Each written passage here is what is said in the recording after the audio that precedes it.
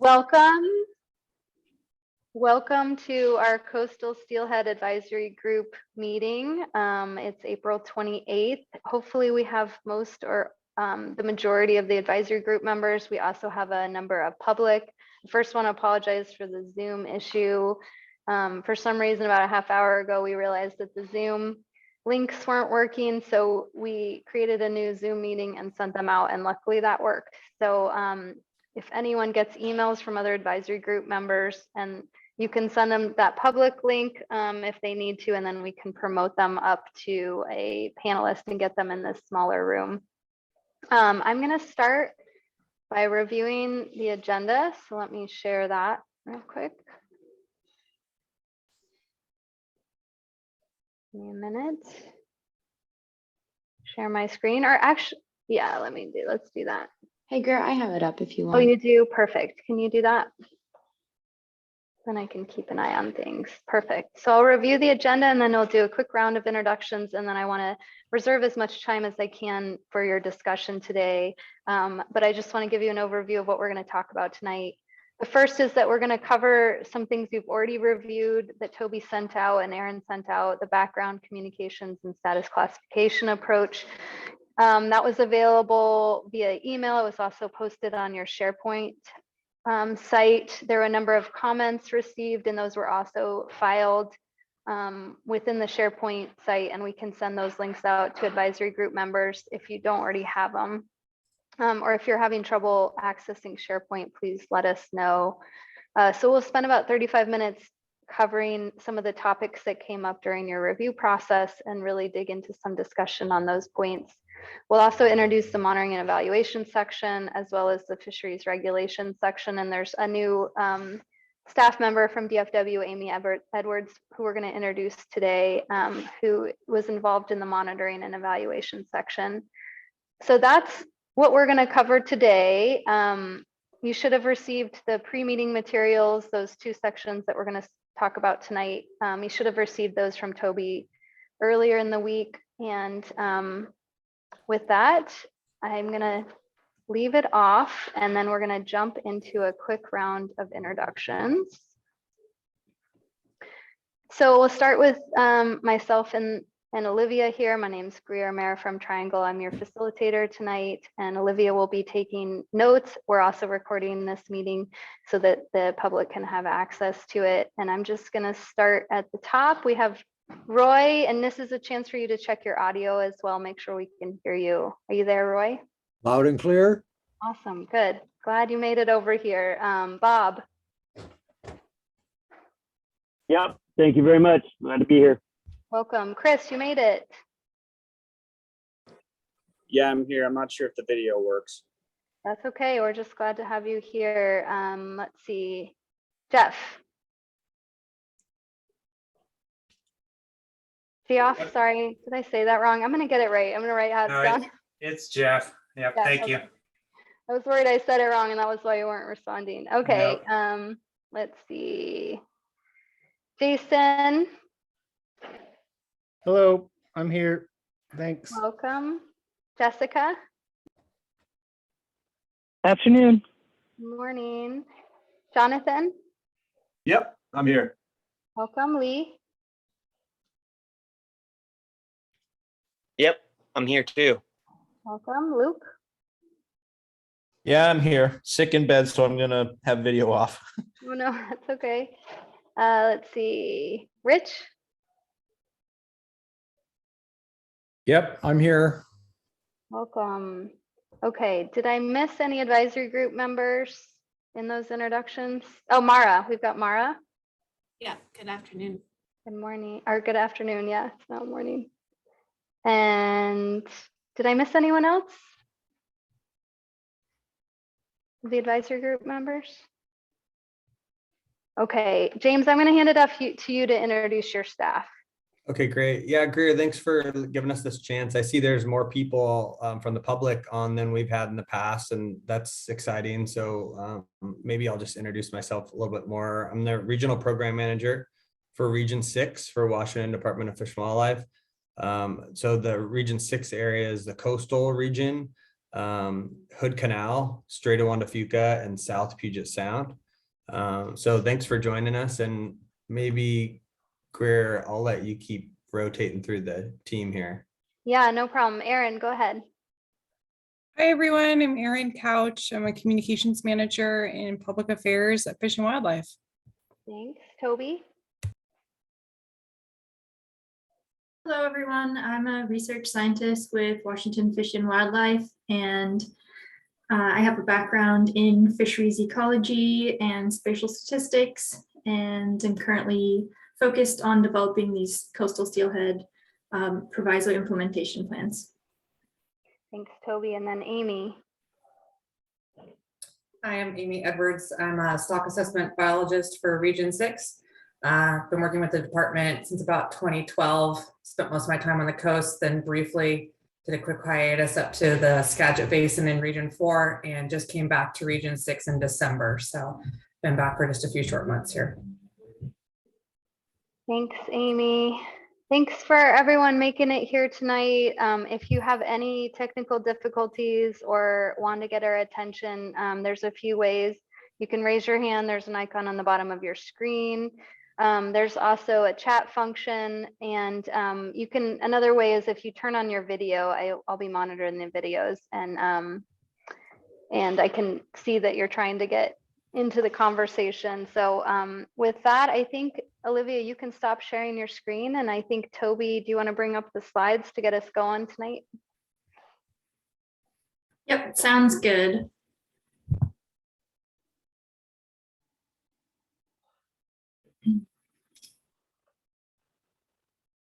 And I know it's hard to monitor the chat and the participants when you're presenting, Toby, so I'll make sure to get your attention if someone's trying to speak up.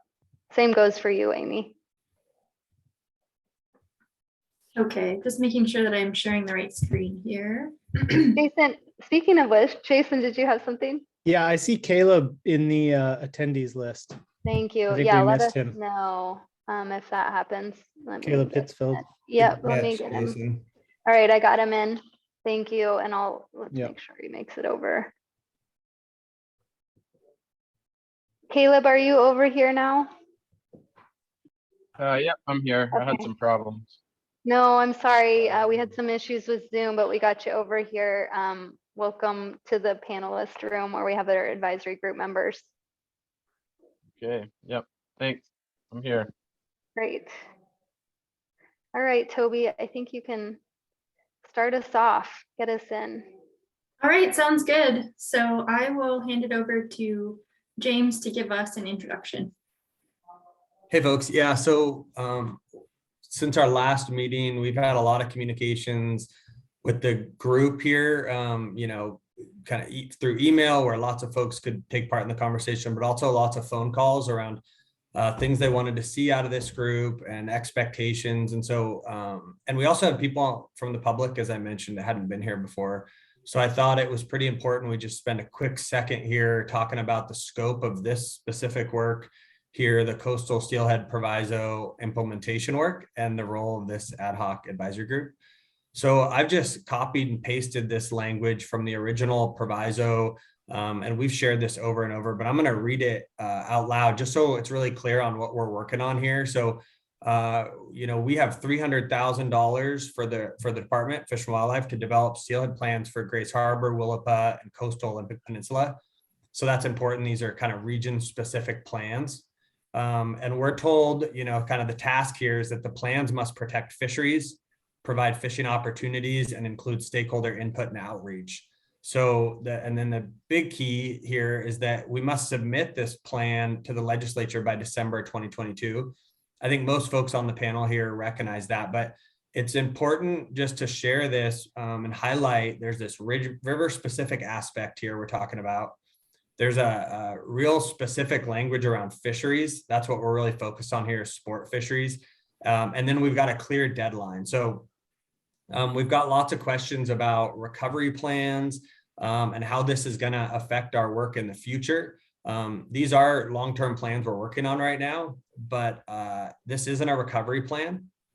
These are specifically fisheries plans, river-specific fishery plans. So Some of that recovery plan work that I know people feel passionate about and want to work on, that is a discussion we should all have, but just maybe I'm suggesting, in a different room or at another time.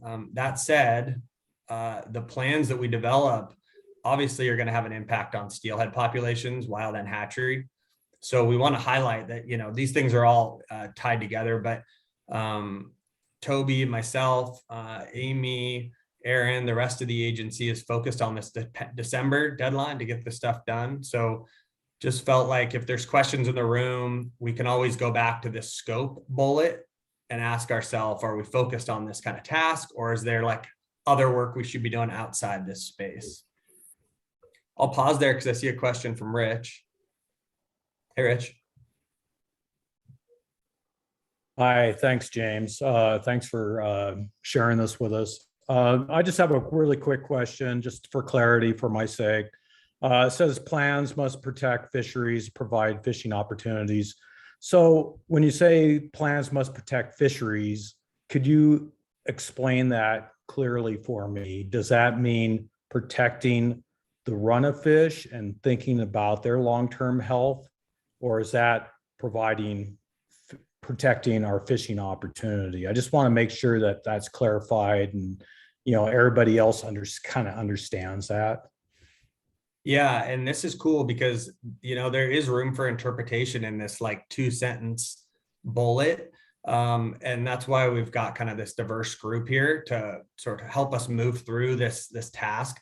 So we're gonna hit a home run on this. I'm really confident on this task here. And one piece of it you can't see in here was there's discussion and kind of the long version of this around kind of long-term plans. So we know for protecting fisheries for the long term, not just like for tomorrow, we're going to need, really strong wild populations. We're going to need to achieve management objectives when we design a sport fishery. And then to protect hatchery populations, we know that both wild and hatchery populations are intertwined. So we have specific targets around hatchery stray rates and genetic introgression. And so as wild populations decline, all of a sudden we're limited on how many hatchery fish we can release. So we're thinking, very clearly that to protect these fisheries, we got to protect the fish. So when we're designing here, everybody in this room is designing these fishery plans. I think protect fisheries is pretty fair language here. We don't want to design a fishery that's going to be great for next year, but terrible for the next 30, because we brought these populations to a place that wasn't sustainable. So that's the way we're interpreting that protection of fisheries. Okay, yeah, thank you, James. Yeah. And then there's this tribal co-management bullet, just another note for me to remind folks. A lot of folks are asking about, not just here, but like in the public, are asking how will this influence tribal co-management? So these plans are really focused around our sport fisheries. But I think a lot of folks know that we need a co-manager agreement, and we do this in the form of these signed management plans pre-season. So we target those before December 1. So the fisheries that we sort of design here in these management plans need to pass the test of tribal co-management. And in the same way, when we hear from the tribe on how they manage their fisheries, these are discussions and negotiations. So, the expectation is that there's sustainable fisheries happening on both sides of this tribal co-management piece. Without digging into this too deep, the tribal co-management part, we're not really going to talk about it much in terms, between now and December.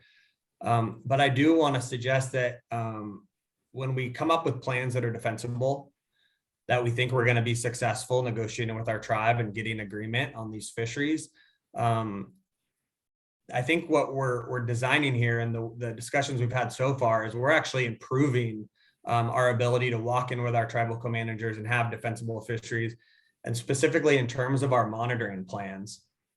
So I think people know all of our tribal co-managers on the coast monitor their fisheries, to a point that's like 60, 70, 80% of the fish are sampled.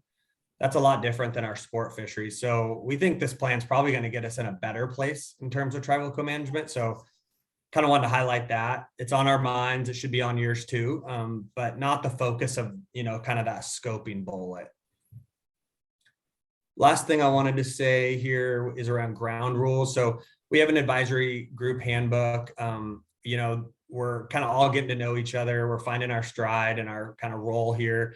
But if you're ever questioning what your role is, or if you're kind of stepping out of your lane as an advisor, or you feel like you're not doing enough and you want to do more, take a look at the advisory group handbook.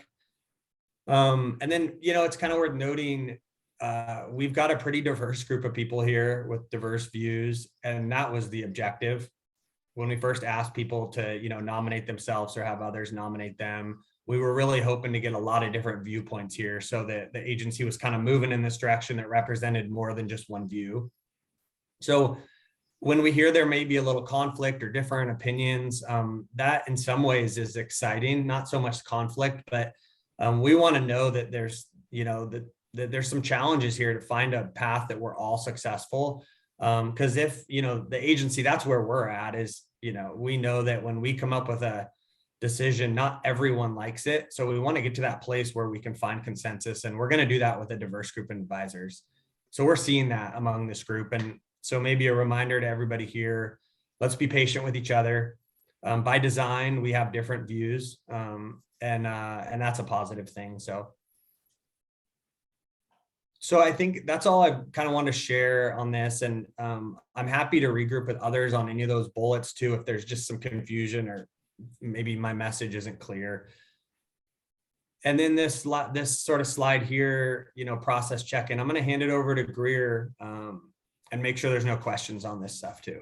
Yeah, we'll just take a minute, and I just want this opportunity while we're all in this meeting, just if you're having any process issues, just let us know. We don't have to take time during the meeting, but this is more of just a reminder that if you're having any issues related to process, or having issues accessing materials, just reach out and let us know. I know some of you are still having SharePoint issues, and we're trying to connect you with someone on our staff who can help work through any issues you're having. But hopefully most of you have been able to get into the SharePoint site or have been getting the materials via email. So you can let me know in the chat or raise your hand right now. Go ahead, Roy. I know we're still trying to get you on SharePoint. I'm doing well. I just raised my hand to say thank you very much, because you gatewayed me into a lot more information than I've been able to assemble myself. The SharePoint's starting to work for us. Thank you. Oh, that's such good news. Hopefully you were the last one who was having issues, because it is a really good way of compiling information and having it readily available rather than you having to create your own file structure on your own computer. It's a good way for folks to send us things, and then everyone has access. So as you saw, we're starting to put public comments are available in there that come through the DFW website. As I said, all comments that are coming in related to specific parts of the draft plan are also being filed in there. Go ahead, Roy. Did you have something else too? Just additionally, and thanking you guys for capturing the input from the public last time. That was important to me to read, and I made quite an effort to reach out to a lot of people to join these calls. And I don't know that we'll have capacity at the end of the meeting today, but could the people who don't have the time to get in on the public input at the end, can they give written statements in that can be masked with the, because at the structure, we only get 1 or 2 public comments in, and I think there might be a dozen or so. So how would we capture those others, and how could we invite the public to participate in that? Yeah. That's my last. Thank you, Roy. And correct me if I'm wrong, Erin, but there is a public portal for comments, and we'll post that in the chat, and it also is available on the information online. So, and again, as I said, all those comments are now being compiled and posted on your SharePoint site. Anything to add there, Erin? Nope, I'll put a link to the comment portal in the chat. Thank you, Erin. Okay, I think that covers all of our intro topics. And I think it's gonna be Toby now. Is that right, James, or did you have anything else to cover in this intro? No, let's take it over to Toby. All right, sounds good. Sounds good. Thank you, Greer. Thank you, James, for providing that introduction. So I would like to shift gears a little bit and talk about some of the feedback that we received on the last round of documents that were sent out. And as a reminder, those documents that we looked at last time and topics that we looked at last time included the background section, and also included with that background section was a purpose statement for our management plan and a executive summary as well. We also looked at the communications section and the regime classification approach.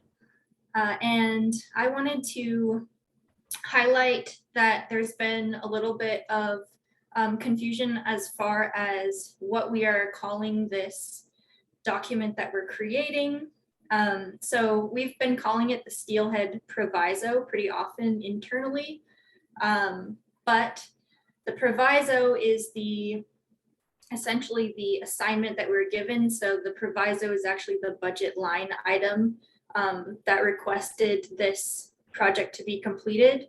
But the document that we're creating is called the Coastal Steelhead Proviso Implementation Plan. So you'll hear me refer to this document as a whole as the Coastal Steelhead Proviso Implementation Plan from here on out. And in the last meeting, we went through each of the comments sort of one by one, and that was a pretty time-consuming process. And my intention there was to make sure that everyone knew that their comments were being read and interpreted and to respond to them. But since we have so many documents out now, I think it would be more effective to have a group discussion around our feedback to each of the sections that we cover. So I did receive everyone's feedback. Well, I should say, depending on the section, I received written feedback from about a third to a half of the advisory group members. And I just wanted to highlight that even if you aren't able to submit, really detailed written feedback, it is very important to me that I get written feedback from as many of you as possible. Like James said, the whole sort of idea behind this advisory group is to get a variety of diverse perspectives on this management process. And so even if you can't send back really detailed feedback, just a couple of ideas or as much feedback as you can provide as possible would be greatly appreciated in this process. And so in order to facilitate some discussion today, I sent out an email asking for kind of a prioritized list of items of feedback. And I was hoping that that would be an opportunity for us to kind of have some ideas fresh in our mind about what we really want to talk about. And also for me to identify areas where different advisors have overlapping priorities and to come up with some themes in our feedback. So what I did was I read through all of the comments and the feedback. And I will say that I received a lot of really awesome feedback in the last month, and I really appreciate it.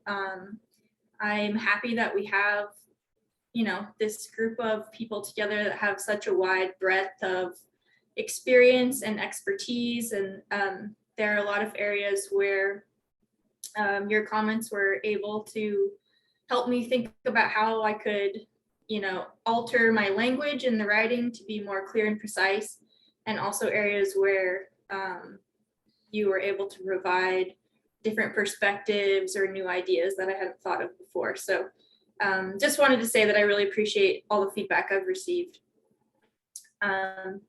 So on this slide here are some of the themes that came up. And so my thought is that we can open the floor to discussion, and these bubbles here can provide guidance on some of the areas where there were overlapping areas of feedback. So I'll just read them quickly, and then I'm going to turn it over to Greer. And we'll open the floor to discussion, and just want to hear from you kind of what your most pressing items of feedback are, and we'll try to get as many voices heard as possible in the discussion. And Toby, I don't even know if you need to read them. I think Okay. I mean, unless folks think that's useful, but I think folks can probably read them themselves, and they No, may. that's better. I won't read them. So I'll just hand it over to you, Greer. Yeah, I mean, I appreciate that, but I think at least I'm a visual person, so sometimes I don't mind reading slides. And some of you may already know which one you want to talk about as a group. And I think, you know, the Triangle staff and DFW really want to give the advisory group members a chance to talk amongst each other in this at this time. So Yeah, you're right. Nobody wants to listen to me read. So take it away. So if you have, you know, if it's on this list, that's sort of just a way to remind you of what you may have provided feedback on and want to talk about. I know we started to talk about a few things at our last meeting. So if you want to revisit some of those things like the table, that's another option. So I'm just going to pause here and raise your hand or speak up, turn on your camera, and just tee up any issue you think might be benefit from group discussion. Since at least a large number of you have reviewed those sections. Go ahead, Jeff. Yeah, it sounds like Toby's made progress already with the clear and consistent language part of it. When I read the background section, seemed a little tangled up with you know, the statewide steelhead management plan, and then the document that would be produced as a result of this proviso. And then this ties back to what James said in the intro there. To me, you know, and I know the legislature drafted and probably edited and redrafted this language that came with this funding. But I guess at a fundamental level, I don't think plans protect fisheries or populations or, you know, fishing opportunity. I think it's the actions that are identified in those plans. So I think just the semantics, and as we approach this as a group and as WDFW approaches this as an agency, you know, obviously the goal is healthy wild steelhead populations, and then the legislature wove in healthy hatchery steelhead populations in there and fishing opportunity. But to me, what the plan can do is it can identify actions or, you know, data needs, things like that can increase the chances that these populations will be healthy in the future. I don't think the plan itself can really accomplish that. So I mean, I'm just interested to hear from other advisory group members what their expectations are for what we can really accomplish in 1 year assisting the agency in drafting a plan. Thanks, Jeff. Anyone have a response to that?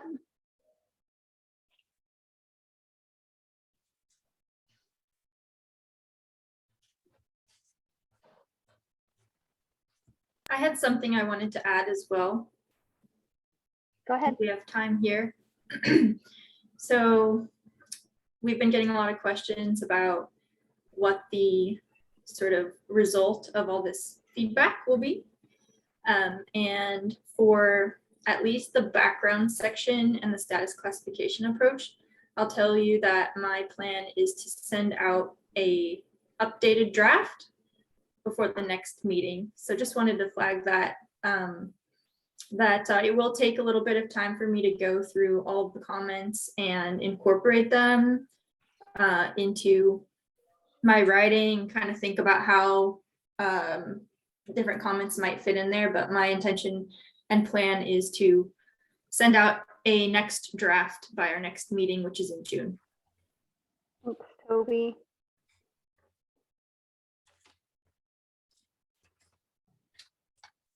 I'm not hearing a lot of response to what Jeff had teed up.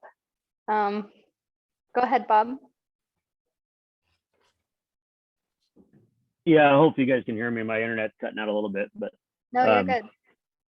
yeah, I do agree with Jeff in terms of that. I shared that with Toby.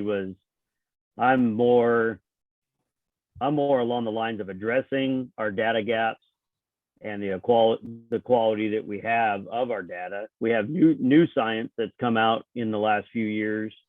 We're using some really old science on some of our basis. And so I think looking at those things are super important as we go forward.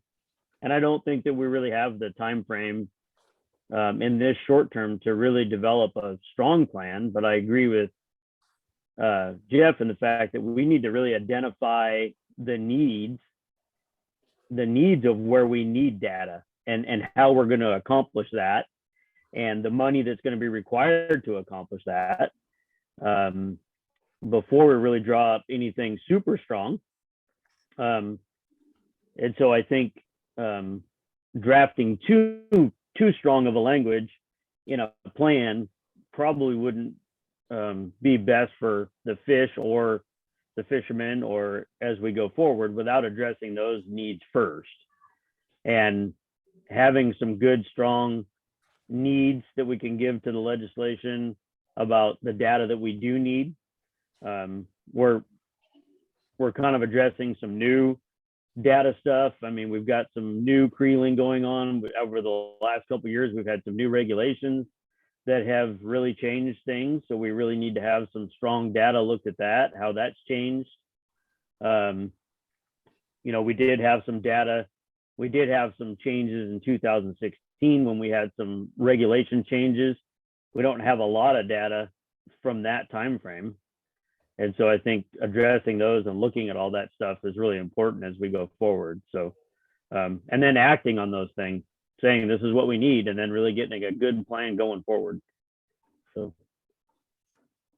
that's what I have. Thanks. Great feedback. Thanks, Bob. Go ahead, Luke.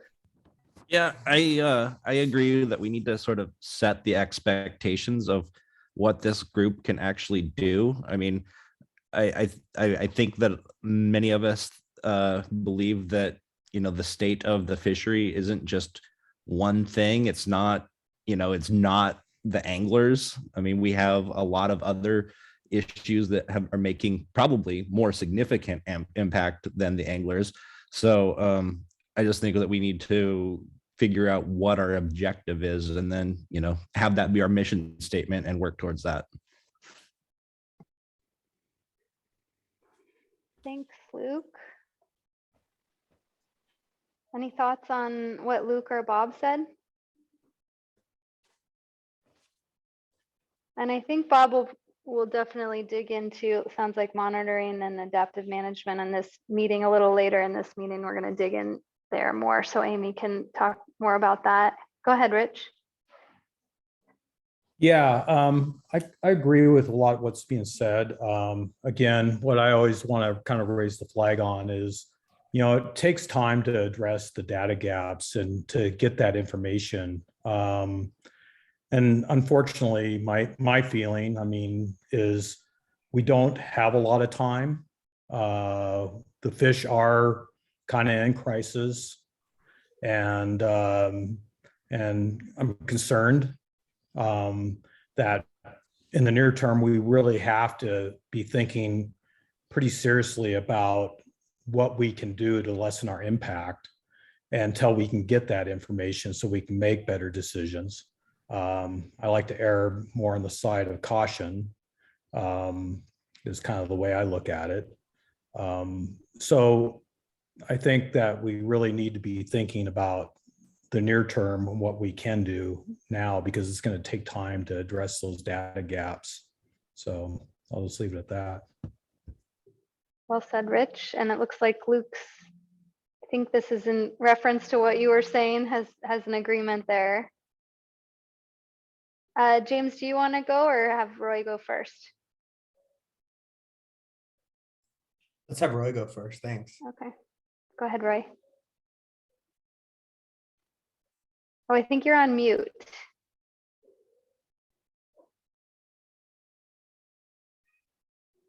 I had the wrong one on. There we go. We can hear you.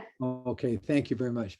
just piggybacking on Rich's statement says, I was talking to Carl Osterberg and some other people recently, and they were saying, always, Roy, keep in mind that when you make recommendations for the plan's development, that the impacts from not meeting an escapement are a lot more harmful than the effects from,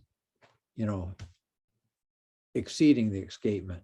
And I think where we got it down to a hair's line on some of those escapement numbers, I think everything we put together in our recommendation should guide us towards meeting and exceeding escapement goals every year. I think that's the critical line I'm at right now is, I've been waving my flag to everybody on the crew here with wild steelhead, save wild steelhead. And I can get to push back, hey, we're really trying to fish here.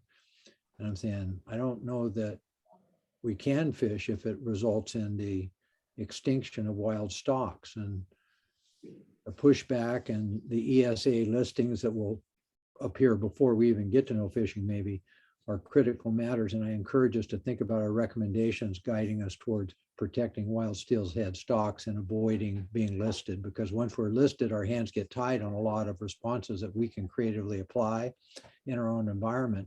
That sometimes the efforts and intentions of the listed protocols, which I work with Lagos at Sockeye on listed fish, and they reduce the tools that we have to respond to our own unique needs here on the Olympic Peninsula. So I'm starting to wander and ramble, but thank you. Yeah. Thanks, Roy. Jessica, did you have another comment? Nope.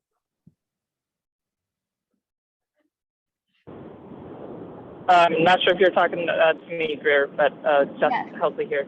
Yep.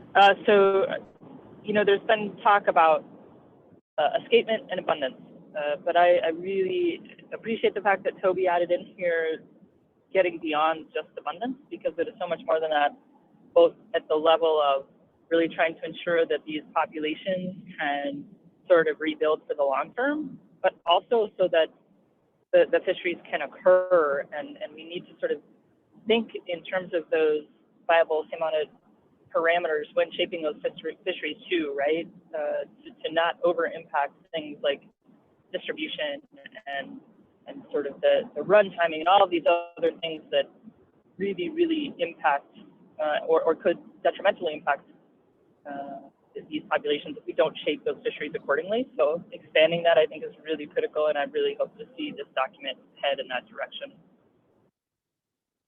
Thanks, Jess. I don't know if you wanted to weigh in here, James, and tie this up. Unfortunately, we're out of time for discussion. And if there's additional discussion, the team fully supports bringing that into the email communications, and you all have had really robust conversations via email. So if we didn't get to some of these themes and you want to continue conversations or have follow-up thoughts, you can connect with DFW or with the rest of the advisory group members. And we have the rest of the meeting too, if something comes up and you want to touch back on it. Go ahead, James. Thanks, Greer. Yeah, I just was gonna say, I really appreciated Jeff's comments regarding, that we can design a plan, but without actions, it just maybe sits on the shelf.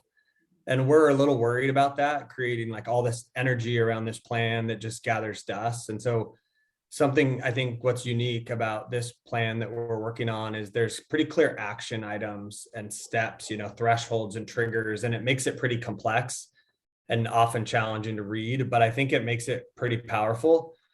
But the other piece is, Bob has a good point that like there's, the science is moving rapidly, and we've got tools now that we didn't have in the past, and maybe access to those tools if the funding comes around. And so Toby and I have been working on ways where we create this fixed plan, that doesn't gather dust, that has clear triggers, but also it's adaptable, right? So if there's hatchery language in there that's focused around these integrated programs we have now, and one day we decide we want more broodstock programs that are these integrated or segregated, we shift these things around and they fit within this plan.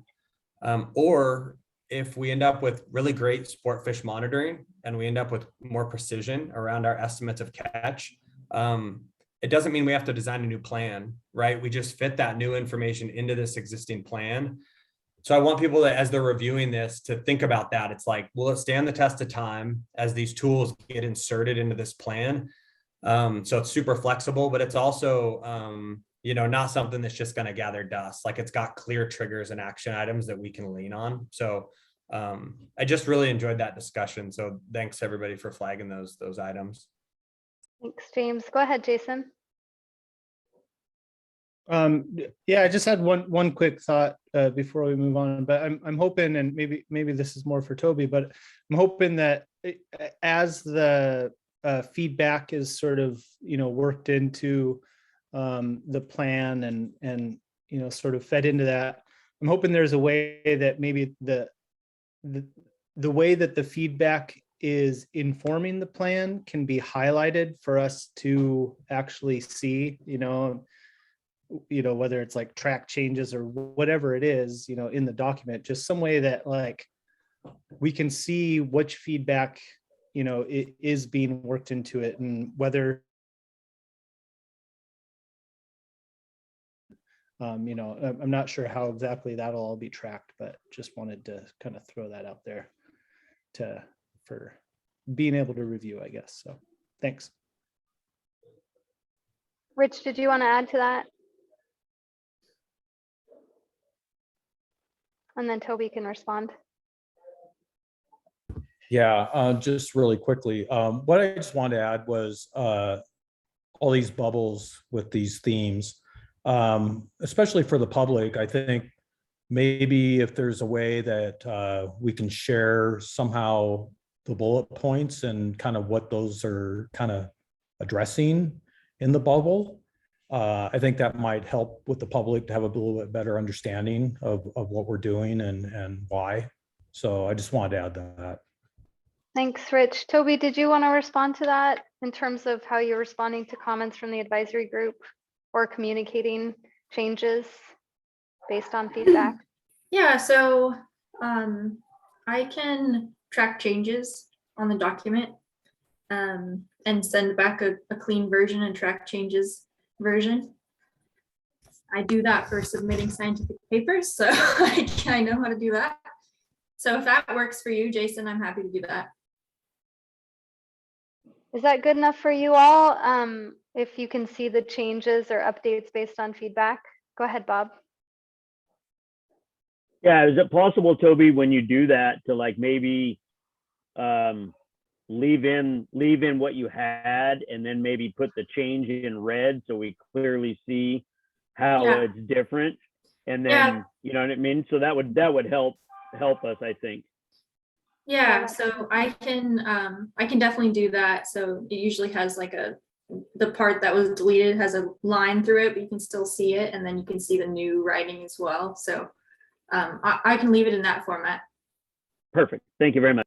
Hey, and I just may jump in quick here.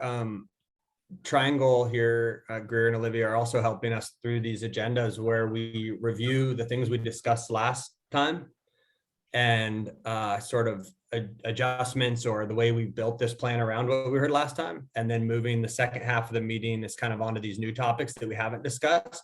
So there's a little bit of this leapfrogging from, you know, how this plan develops here in these meetings as well. So Jason and Bob and others, you may find that that's a good place to see where, yeah, we heard your feedback, but it's not included, or yeah, the table wasn't right and you guys added a bunch of feedback and now it is. So there's that tool too we have here. So thanks. Good point, James. And it's another, that was how I was going to leave this topic, was just, it sounds like Toby's going to be sending out new drafts, and there's a request to make changes and track changes. As I said, all the comments are housed on your SharePoint. And then as you're reviewing these new sections, if there are topics that come up that you want advisory group discussion on, let us know and we'll add it into the agenda. And Toby, you know, we can add it in as one of these topics for discussion for the next meeting. So just keep that in mind if there's something like, I think this, but I'd really like to have a discussion with the other members. But with that, like I said, if you have anything else that comes up and you want to bring it up, let us know. But I think we're going to move on to Amy's section on the monitoring and evaluation. I think I said adaptive management. Amy, I'm sorry, monitoring and evaluation section. Unless so you I have a have a few recap, more Toby. slides. Okay. I have a few more slides here that I'll go through Okay. about monitoring and evaluation. Okay. And then we'll jump into Amy's presentation. Perfect. So I wanted to give a brief recap of the structure of this CSPIP, the Coastal Steelhead Proviso Implementation Plan that we're working on right now as we have drafted it so far. So I put this slide in here just as a reminder that what we are focused on right now is just one small piece of a very large document. And so all of the sections of the document as it has been drafted so far are included here in bullets. And I won't read through all of it. You can see that here that there are quite a few sections, but I would say that undoubtedly the most important section and the section that we will spend the most time on is the plan framework. That's the piece that we really want to get right, because the plan framework will be applied to each of the basin specific plans. So it's the basis for the specific plans to follow. And that plan framework contains the 5 subject areas that we've discussed previously: the monitoring and evaluation, fishery regulations, hatcheries, habitat, and socioeconomics. So today I would like to start talking about the monitoring and evaluation and fisheries regulations sections. And so the way that we've structured this is that each of those 5 sections, the monitoring and evaluation, fisheries regulations, and so on, has subsections, basically line items that will be included in the basin specific plans. And so I actually want to just pull that up really quickly here. So I am going to switch to a different document.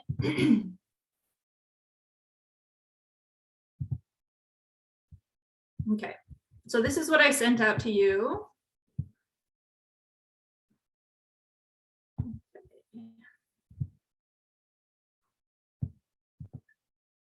So within the plan framework, here we're in section 3, plan framework. Within the plan framework, we have those Toby, five- it's still on the PowerPoint. Oh, You may have okay. to share a different screen. Yep. You Thanks have for to go back highlighting out that. and then. All right, now you should be able to see it. Yep. Yeah, sorry about that. That's Okay, so here we have the document that I sent out. It's also framed within the context of the larger document. Here we have section 3 for the plan framework. Within section 3, we have monitoring and evaluation. And then there are line items that will be included in each basin specific plan. So within the monitoring and evaluation section, we will have a description of the M&E protocols based on what regime we're in, what management regime we're in for each river specific plan.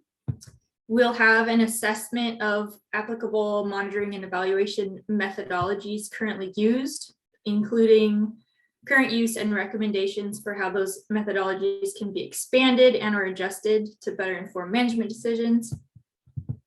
So here we'll go through all of the monitoring and evaluation tools that we use for each specific river. And we'll have a table like this that has the specific method, how it's used now or not used, and then recommendations for how that should be changed or remain the same, depending. So my idea here was that this is going to be a tool for us to identify where we do have data gaps. And because I agree that that is a huge limitation that we need to overcome for coastal steelhead. And so my hope is that having this table included will make it really obvious where we do have data and where we don't have data, and also make it clear what increased monitoring or quantitative methods we need to fill those data gaps. So that's the intention there. Then we'll have results of some quantitative analysis techniques that we're working on right now, which includes integrated population models for population projections and some time series models for forecasting. These are intended as supplemental tools to be used in the season forecasting process. So we'll have a description of those quantitative methodologies and the results for each river system. And then we have a description of data management procedures. And so we'll talk about the progress in each river system of converting our data collection and analysis to electronic data collection, and also talk about some of our new database management techniques. And the goal here is to have more data availability and transparency, and to facilitate to make it easier to be able to find data and to run analyses on data as well. So we're working on those. So those are the 4 sort of subject areas within the monitoring and evaluation section. Now, one area that's really important that we've been working on quite a bit is improving our creel techniques and expanding creel techniques on the coast. And Amy will talk much more about this in greater detail, but in my mind, one of the main benefits of increased creel is that it will allow us to have greater certainty around our impacts. And so that will allow us to manage with greater precision. And so I wanted us to really spend a little more time on creel today, and kind of take a little bit of a deep dive into creel and the new methodologies that we're working on. So I want Amy to take it away, but before Amy starts her presentation, I wanted to pause and see if people have questions or comments about what I've covered, since I know I just ran through a bunch of information there. But Thanks, Toby. And you said, do they have access to this document you're showing them? yeah, so this was sent out in the pre-meeting materials.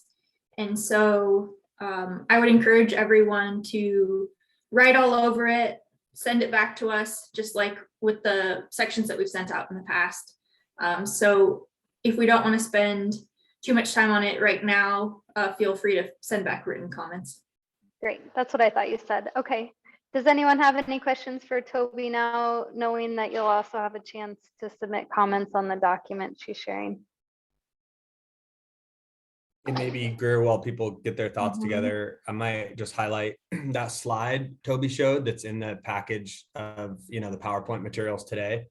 That's really like a roadmap, right, of this document with the different sections. So I just want to highlight, if you can, print that off, stick it on your wall. When Toby sends sections, orient yourself with where in the document is that. And that's the way that Amy and Toby and the rest of us are all working through this sort of 1 year, try to get to the finish line, is to fill in all of these pieces. So it's a little scattered when Toby just sends one section, but this kind of roadmap here might help. So good point, James. And Olivia just posted in the chat, if you don't want to dig through your emails, go ahead, Caleb.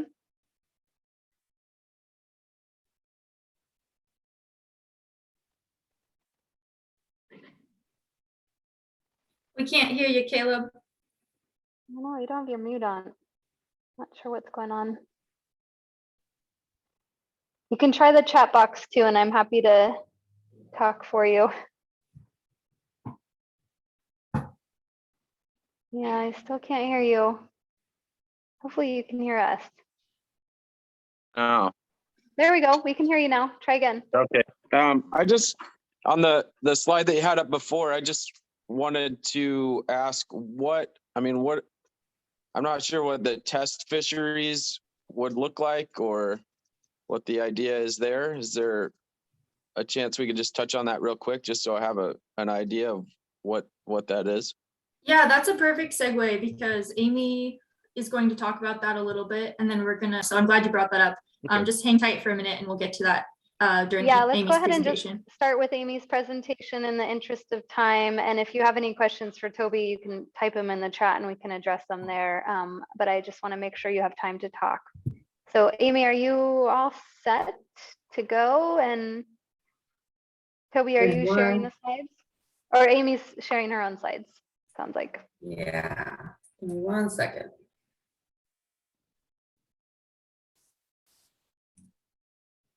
I realize that if I do that, you guys kind of disappear, so. I know, and I can help. I'll interrupt you if someone asks the questions because I can relate to that. All right. We can see it. So you can see it. So yeah, so thanks for letting me kind of jump in here. Just going to really kind of hopefully briefly share some methods and analysis that we have for creel monitoring, one of our tools that we use for monitoring fisheries. And so I'll be sharing some methods and analysis here, but just have to highlight that, you know, this is a very collaborative effort across regions and across DFW and other folks to kind of put these hopefully tried and true methods, and we're still developing and working on these methods for the future as well. So why do we do creel surveys in the first place? To just kind of give you some background. So a lot of it's because we want to be able to quantify our impacts on our fisheries. And so if we're going out and encountering fish, either harvesting or releasing, we want to be able to know what that impact is.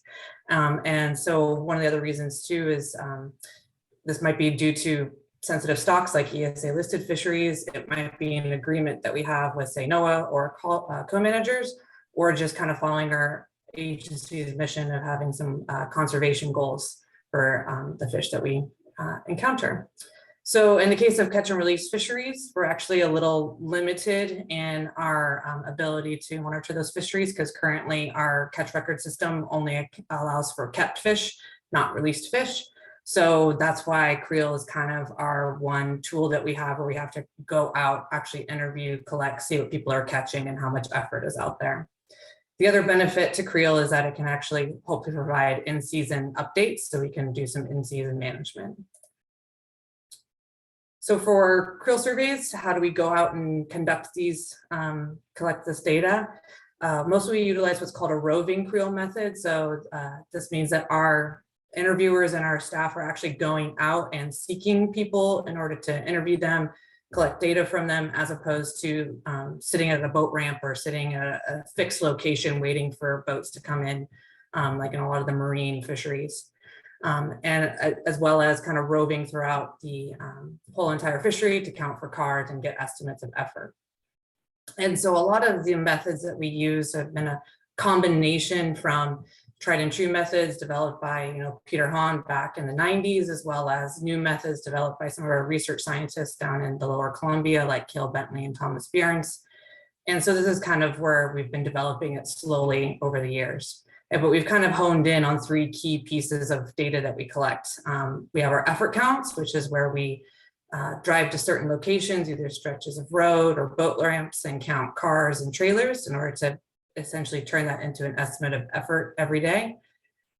We also have what are called tie-in counts, which is another version of effort counting. And that's where we essentially pair one of our car or trailer counts with a survey of the entire fishery. So we blitz the entire, say, stretch of river. The easiest way to do that we found is either by helicopter or jet sled, but sometimes we'll do it by pontoon boat. And then we match that with our car and trailer counts. And this provides us essentially a correction factor. So we know that potentially not every car that's at a boat ramp is necessarily an angler. And we might have anglers on the rivers that we couldn't find their car. So by combining our road counts with the tie-in counts, we can hopefully correct for and get a more accurate estimate of effort. We also have our angler interviews, which is that's where we get our estimates of catch. And that's where we ask them, you know, how many fish you're catching for amount of time, and we get catch plus CPUE. And I see that Rich's hand is up. Do you want me to jump in there, Rich, and got a quick question? Yeah, thank you. You know, I just wanted to add, back about 25, 30 years ago, I remember on my punch card on the reverse side, there used to be an area that you could record your release catch. And I was always wondering how that worked out, or if there was good data that came out of that, or if there's any insight to that, or if that's still maybe a potential tool for people to record the released catch on the back of their punch card. Just a thought, and I just wanted to bring it up because I remember doing it like back in the day. So Yeah, that's interesting. I actually haven't really heard that before. And I don't know if it's still an option. I'd have to probably talk with our catch record card staff to see about that. I do know that this is kind of at the end of the presentation too, but we are currently looking at switching to an electronic catch record card system, which would hopefully eventually include released fish. Because the other kind of hard part with catch record cards, especially, is the fact that there's a pretty big delay from when we get the data, since we only collect those back once a year. So that's kind of the other benefit to Creel too, is that hopefully, depending on how quickly you can get your data back, we can hopefully analyze it much faster than, say, the catch record card. So more to come on that. Hopefully, I think we're kind of, a lot of other states have already switched to electronic card systems. And so that would be the goal, is that hopefully we could get there too. So it's something that we've gotten a little bit of funding to start ground truthing and figuring out what that app would look like. yeah, I really think that there'd be value in people being able to just record, especially electronically, and potentially provide real-time information, be really beneficial, but again, the tool's only as good as it is used, right? And gotta get people to participate. Yeah, exactly. So yeah, hopefully if it goes electronic, it would make it easier, because I know right now that's a struggle, is even getting our catch record cards back at this point. So it'd be nice to, I think electronically we'd hopefully get better buy-in as well. But, yeah. Are there any other hands, Greer, real quick before I? No, Luke put a chat in the comment, or sorry, a comment in the chat, which I'll let you read when you get a chance, but otherwise I think we'll just keep moving in the interest of time. Okay. So with this slide, I kind of just wanted to touch real briefly on a couple of challenges that are unique to Krill surveys, as opposed to some of the other monitoring that we do, as well as, for us who implement these surveys, these are just some of the things that we think about and deal with as we're collecting the data. So as many of you know, winter steelhead is kind of a nasty time of year to be out and about. So that actually can create challenges for our surveyors, either accessing the fishery, due to snow.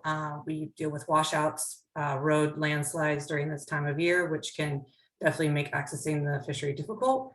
The time surveys is also a unique factor, that it provides a really key piece of data, and that it allows us to get really better accurate effort estimates, but they're challenging to do.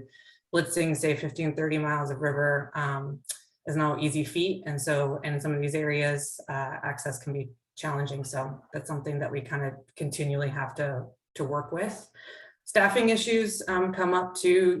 Creel schedules are not the most appealing. It's a lot of weekend work, a lot of evening work. And so finding good staff and retaining good staff is always a bit of a challenge for us. And then additionally, these creels, because they require a lot of boots on the ground, can sometimes be quite expensive. So a real low cost creel can be as low as 80 to 100 grand, with some of them estimating as much as 300 grand for a creel, depending on how much staff and duration that you have. But after all that data collection, what's kind of the goal here, and what do we get from all these boots on the ground? Well, hopefully we have really accurate estimates of catch, effort, and catch per unit effort, CPUE. Currently for the coast, the only system that we really produce this for is the hoe. We do have goals of, hopefully we'd like to expand this in the future, but as I said, they're expensive. And so trying to find the logistics for doing this is always a challenge. But right now we're also looking at a lot of different ways that we can analyze the data that we have, so that we can be really confident in our estimates that we're producing. And so, we've started with our in-house spreadsheet models, utilizing Excel plug and go, tried and true methods. We've also started adapting more analyses that have some effort or some efficiency or bounds associated with them, so we can say with confidence what our estimates are. And so some of this is a Bayesian state space model that was developed by a couple of our research scientists in Region 5. So this is again another area that we're developing multiple analysis techniques that will hopefully give us robust, confident estimates of catch and effort and TPUE. And then additionally, the goal would be that we would hopefully get these estimates on a weekly basis. That's always the golden standard. And so in the past, especially with Excel spreadsheets, we've always done this in kind of a postseason after the fishery closes. So hopefully we can get to the point where we can move forward with more weekly updates. So again, like I said, it's a lot of exciting stuff going on right now. Creel freshwater monitoring is increasing both for salmon and for steelhead across the state. So what are we hoping to kind of do in the future? Well, we'd like to have some more standardized protocols, not just for the coast, but something that would be statewide across regions.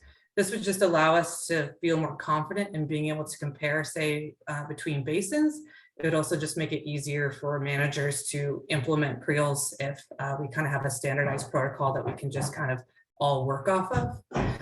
Another big goal is to start transitioning towards electronic data capture and storage. This would just, help with some QA/QC, but would also help us with streamlining and accessing our data a lot more quickly so that we can analyze it faster. And then we would also like to just keep working on those analysis methods. So continuing to look at what's the best, most robust way that we can analyze this data to make sure that we're have some confidence in what we're estimating. And all of that kind of also just plays into making sure that this is all reproducible in the analysis and the reporting. Having electronic data capture right now, there's working on getting a front end that would actually be accessible to the public. So it's just also just trying to be more transparent and make it so that public or anybody can kind of access our data and see how we're analyzing it.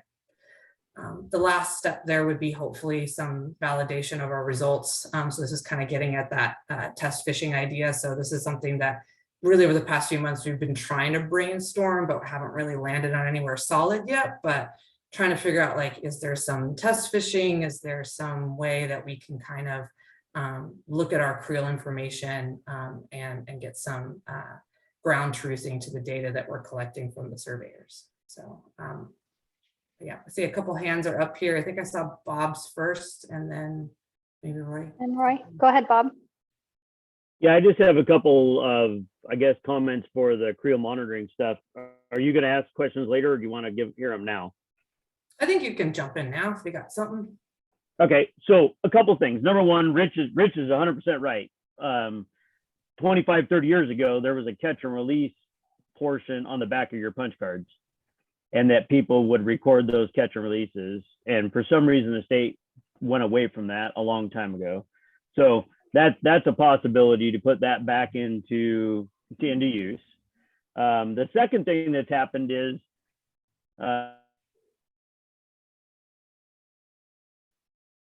Oh, you glitched out, Bob. Just see if he comes back.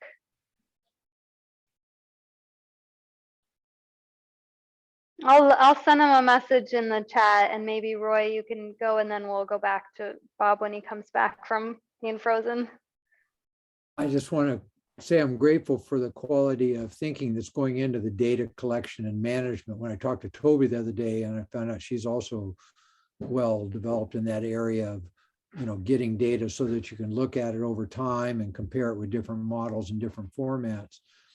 I was wondering if there's any effort to integrate the tribal survey data and information they have to put in the matrices of data you're looking at for harvest and such effort. Yeah, and I'm not sure about the tribal side of things. I mean, for creel data, at least, that's is really kind of us looking at our impact. So the non-tribal impact and being able to quantify that on our end. Our tribe right now, they do report, their catch from their angler or where they're anglers, since they don't really, most of the tribes, I believe, on the coast, but James can correct me if I'm wrong, don't necessarily use recreational fishing for their impacts. And so right now they do report their catch and their effort to us from their fisheries. But yeah, that is kind of another thought too, is that as we start, developing these more standardized protocols year after year, could we potentially start developing, say, a model that we could then look at, say, our regulations compared to the results from our Creel to help craft fisheries in the future. I think a lot of those ideas are going to be developed by much smarter people than myself. And so, but yeah, it's definitely something that's in the back of our mind. Yeah, me too, Amy, on smarter people than myself, for sure. On that, Creel was a bad example to punch in on, more about habitat monitoring and restoration and other projects, because one of the amazements to me as I've worked on the Marine Sanctuary Advisory Committee and all the Salmon Coalition groups for a long time apart, and we have those wonderful data silos of, if I can get my hand up here, of NOAA and U.S. Marine Fisheries and U.S. Fish and Wildlife and the park and all those data sets. And each one of us have friends in each one of those areas, and we can get a little bit of data in here. But as we go forward, Creel may not be the best place to mount it at, but to really look at organizing our data collection in ways that it can interface with other agencies from DNR to U.S. Forest Service parks, and we can seamlessly attack questions and find what research has been done. So as we look to increase our quality of data collection and have gap analysis, that we would coordinate our research with other agencies. And I think that'd be a pitch to the legislature and such for funding, if we were kind of leading with the idea of integrating data collection and reducing the amount of this way and that type of research projects that don't really coordinate to get a foundation for decision making. Every group I work in, it's like gets down to the chips and they want to fault the data. And I'd hope that we could get to where the data can't be very well faulted. It's going to be the foundation that we make decisions on.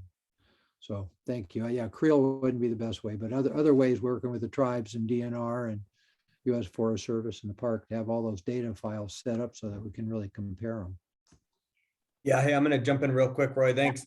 Just on that tribal piece, I just want to let you know that most of the information we have right now in all of these coastal rivers associated with run timing and catch comes from tribal fishing data that we get like on a weekly basis, as well as our spawning ground counts. So one cool thing about Creel is we'll get to show up to that discussion with data of our own to contribute. So right now the pathway comes from the tribe to the state pretty well, but we want to see flow of information come from our fisheries back to our co-managers and to all of our project partners. So I think it's good thinking there. Thanks. Good point, Roy. I'm going to try to get through the remaining comments, and I'll note, Amy, there's a few in the chat. You may have to answer in the chat for the group, but I'm going to jump to Jeff right now. Okay.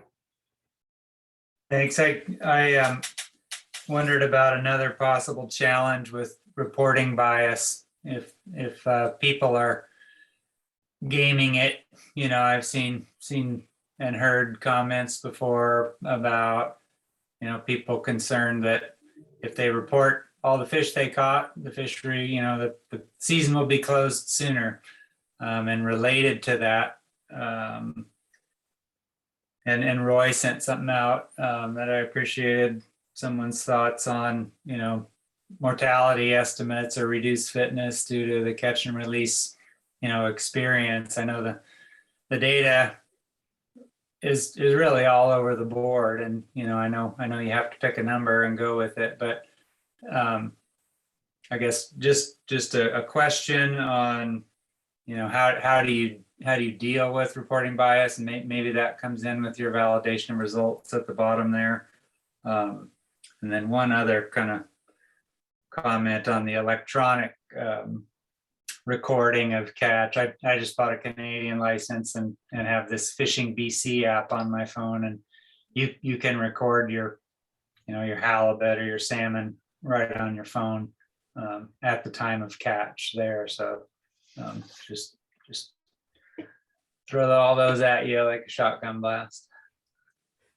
Yeah, that's good. I knew that Oregon had switched over, but I hadn't heard yet that Canada had done it too. So it sounds like we're a little late to the game, but you're right. I think that's something that we've always, as with the catch record card data, we are dependent upon the public to be truthful for us. And that's what we really count on, and, hope that everybody would give us good results and give us good Creel data, because we are dependent upon you guys to help us out here, with providing us excellent data to work with, so that we can make really sound decisions. But at the same time too, do we want to start exploring, some ideas of validating it? We do it for our ocean fisheries, so potentially we can look at some ideas of how to do that in our freshwater fisheries too. So. So Amy, go ahead, James, but I just want to throw a time check in there that we need to move on. And I know you have more material, so I just want you to be aware of that. Yeah, and thanks. That's kind of where I was too, Greer. So this topic of validating fisheries, the last bullet, it's also, there's a slide after this that's essentially just a photograph, if I remember right, on that topic. The idea here, I'm going to just take a quick second to introduce this concept, Jeff, because it's important. You and other folks really, this is a place we really need help building this into the plan if we're going to do it by December. So the last bullet on Amy's last slide talked about the desire for in-season weekly updates. What would be really nice is if every single week we had an estimate of total catch from our anglers. That would then go online potentially, and we would share that with the public on how catch rates are looking, much like a dam count would in the Columbia River. That would obviously influence catch patterns. People would see places that were fishing well and places that weren't fishing well. If we had these also tied to run size estimates, we could potentially update run size projections in season using Creel if we had precise estimates. If our anglers were aware that their reports to Creel folks were potentially influencing the season by updating the run size, we could also see bias change in different directions. So this idea, as our Creel becomes stronger and we depend even more on the public to tell us how fishing's going, this idea of validating the fishery becomes extremely important. So we know how important it is because we've talked a lot about it, but all that discussion hasn't led to a solution. Amy referenced ocean fisheries, lots of charter boats that we have really robust models for putting anglers Fish and Wildlife staff on boats to observe fisheries. But we're thinking more like utilizing our guide fleet, who spends a lot of time on the water and fishes really effectively, and maybe putting experienced and unexperienced anglers by purchasing spots on guide boats to fish that's in a way that's representative of a fishery. Maybe also hiring a scientific technician to go out and fish every day and sample the fishery in a way that an angler might. Yeah, I'd love to apply for that job. I might put in for it. But so anyway, these are some ideas. We don't have time. I wish we had a couple hours to sit and talk about it, but this is the kind of stuff I hope we get a lot of feedback on and big ideas that we haven't thought of, because it's going to become really important. And I think we have the opportunity here to stick something in this plan that we can pilot, maybe something like that. Thanks, James. Go ahead, Caleb, and then we'll touch back to Amy after that. Go ahead. Yeah, one thing, just to touch on kind of what James just said, we have this guide logbook program, and it's really not being it's not being used. I mean, guides aren't doing their logbooks. Maybe it's time to kind of start toughening up on that, and then we'd have some of this data that we don't have. Just a suggestion. Yeah, thanks, Caleb. I think that I've been just briefly kind of touching base with Raquel, who kind of helps with that too. And we've been working on ways to brainstorm on ways that maybe we could collaborate more on that. We haven't settled anything quite yet, but it's definitely in the back of our minds, because you're right. It seems like an underutilized resource. Thanks. And Caleb, I see your questions in the chat. Those are the ones Amy may have to get to on the side. Go ahead, Rich. Yeah, I agree with Caleb, what he just stated. The other thing is, even from a private angler standpoint, they're not without sin either. I mean, I know I'm really reluctant to kind of share where I'm catching my fish at, or, sharing a river as far as, where I catch a fish at and everything. I mean, anglers just by nature are relatively guarded, right? And so there's that human behavior of, how much do people really kind of want to share? Of course, I'd share just because I look at it from the standpoint of, getting the best information to help us do our job better. But I know there is that with, people's behavior. So just something else to think about.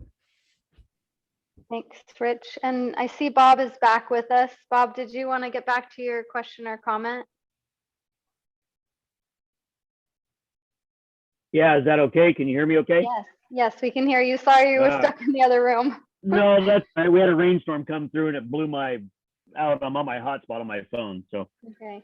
what I was saying was that Rich was correct. We had a place on the back of our punch cards where we recorded our cotton release fish. And for some reason, the state went away from using that. I'm not sure why. The other thing that Amy said was we're having a hard time getting punch cards returned. One of the other things that happened was you used to be able to go to a store to buy your license, and they had a little box right there that you took your old punch card and you put it in the box. And the state also went away from that. And I'm not really sure why that was. And I bet you if they went back to that, people would buy their punch cards and stick them back in the box. And then the vendor would send them on to the state. And I bet you would get a huge amount more punch cards back to the department. Because right now we just send them in. And people, for the most part, are lazy and don't do it. The second thing I had were just more some ideas was the electronic app for your license is wonderful.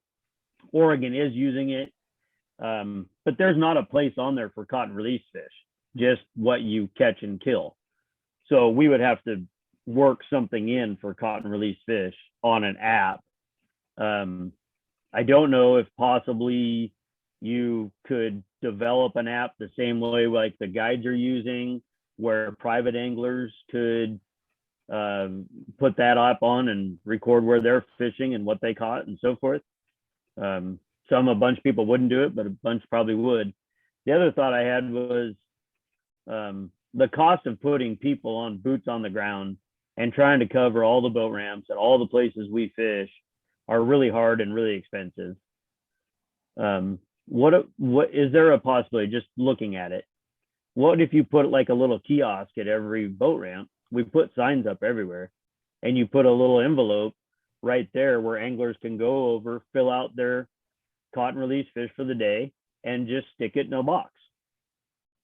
You're going to get a bunch of people to do it. Some people won't, but it's an option that you could utilize. And then your fish checkers just walk, as they're running around checking boat ramps, they could just grab all the envelopes, and that would give you some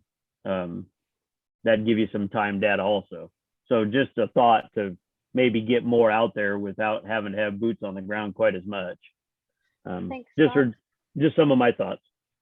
Thanks. Those are all good ideas. And if you want to respond to what Bob was saying, use the chat box, but I'm going to let Amy tie it up so we can get to the final agenda topic and then public comment. Go ahead, Amy. Yeah, I think I'm actually pretty close to the end here. I think Okay. I just had some acknowledgements, and I think the other thing I just kind of wanted to emphasize with Creel is just thinking about that data collection side of things is our goal throughout the whole season is that we're hopefully just collecting a representative encompassing data set that we can hopefully feel confident in our estimates at the end of the season and collect some quality data that will help us with management decisions moving forward. So as I said, it's a big team effort across the whole department right now, trying to figure out the best ways to do this. And so I think we've already kind of handled a lot of the questions here, and I'll continue to try and get to the chat. And then it sounds like it's time to move on.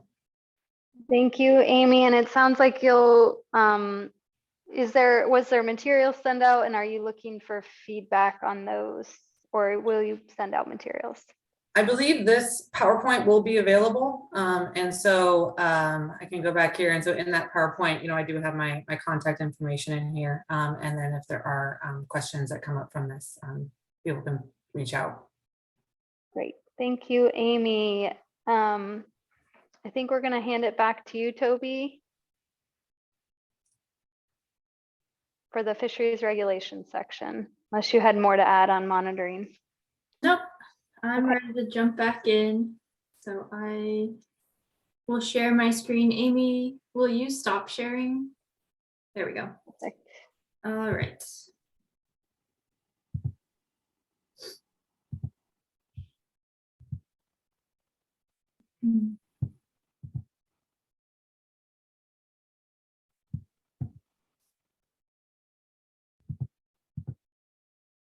Perfect. You're there. Thank you, Toby.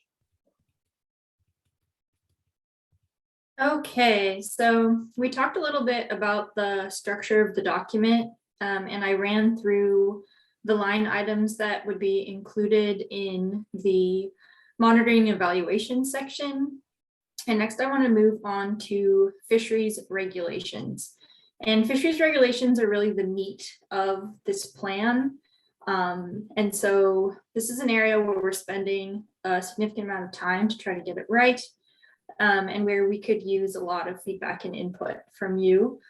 And I will say that this is going to be a topic that we have a whole hour essentially to talk about in our next meeting. So this is not the only time that we're going to talk about it. My plan here is that we'll just kind of introduce these topics, look a little bit at the document structure, and then have some time to reflect between this meeting and our next meeting. And come prepared to our next meeting with more ideas for discussion. So just as a heads up, we will be talking about this again in more detail. So within the fisheries regulations section, there's going to be 2 line items. The first one is a description of how the regime classification impacts our fishery regulation setting process. And so this text is taken directly from the document. And so for maintenance, we have the full spectrum of possible recreational fisheries will be explored and evaluated against management objectives.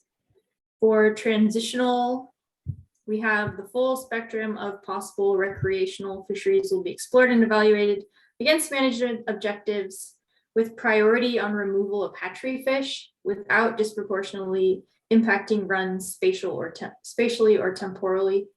And then for conservation focus, we have fisheries in the conservation focus regime will be closed to recreational steelhead fishing. And a couple things I wanted to point out here with this language. We've used the term management objectives. Right now, the management objectives that we have established in the statewide steelhead management plan are escapement goals. The types of management objectives that we have in the future might change. And my hope is that the management objectives in the future will incorporate additional VSP parameters. So VSP is viable salmonid population. And right now, we're in a paradigm of managing to abundance. We have escapement goals that are abundance based, but my hope is that we'll be able to move towards using additional VSP parameters. So productivity, diversity, and spatial distribution of populations as well. And one thing that we could really help, or we could use help with is thinking about creative ways to incorporate some other VSP parameters in our management paradigm. So right now we're working off of an abundance-based model, which is escapement goals, but I just wanted to highlight that there's some room for this to change in the future. And I hope that we'll be able to continue developing our management objectives in the future.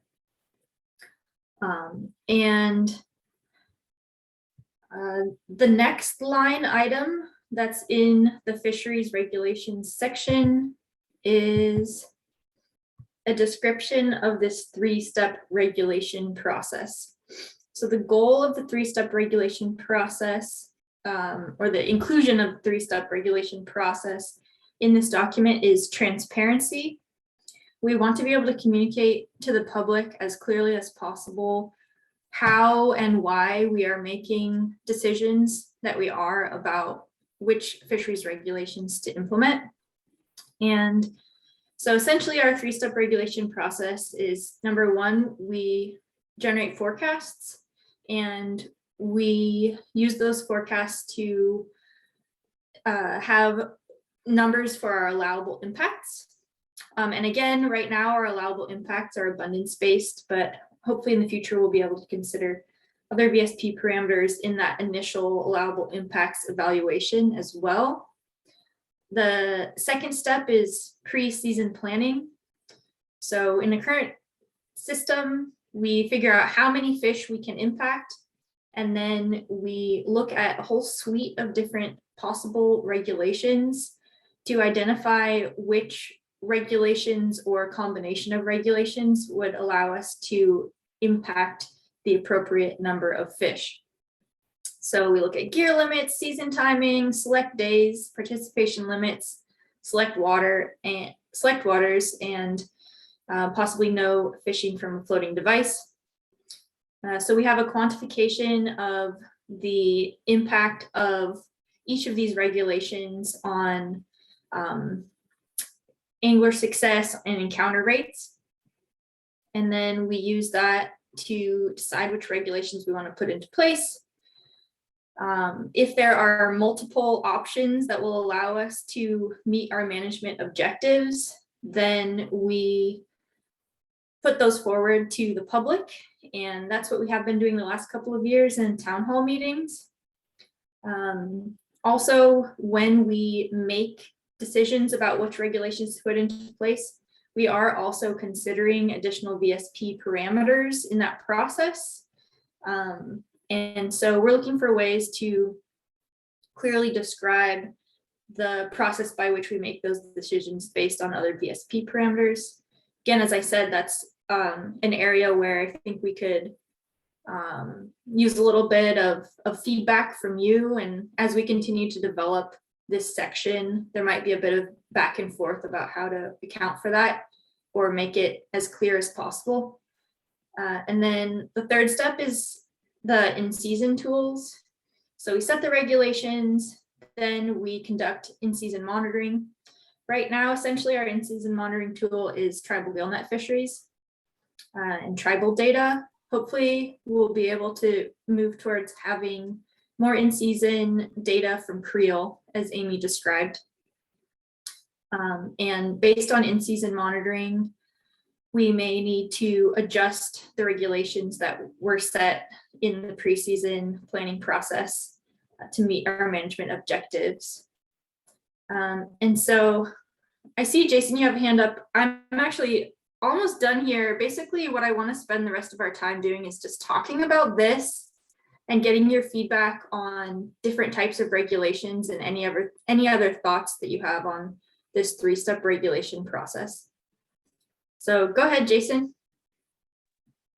Yeah, thanks, Toby. I was just wondering if you could give an example of how the additional VSP parameters that you're talking about would be used to, in the forecasting and the pre-season planning and just sort of setting the regulations. If you like an example of how one of them, could be used, just so I can kind of wrap my head around that a little bit.